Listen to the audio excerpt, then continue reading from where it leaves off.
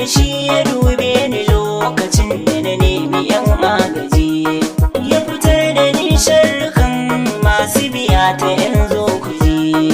Ba dan nufi nasa ba Nura ba za a same ni ba.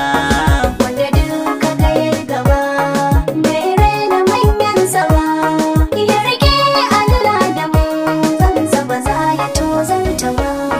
Dubban masoya cikin waƙata dole in sa da ku, kun kasa tsayuwa zama kun ka fito a dama da ku, da waɗanda aka wara zini sanadi na manya da ku, za ku saman ɗan halak Nura ba zan batulce ku ba.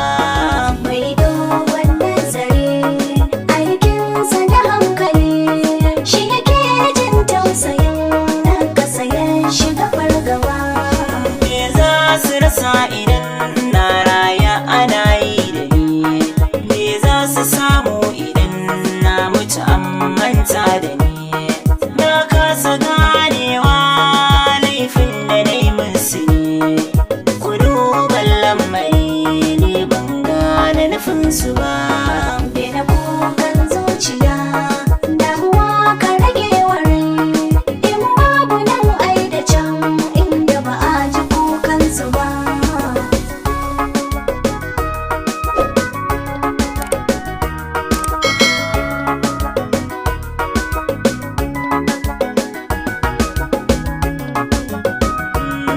Na duba na gare na gaba ya riga ya yi gaba, me za ya komar shi baya in ba ikon rabu ba.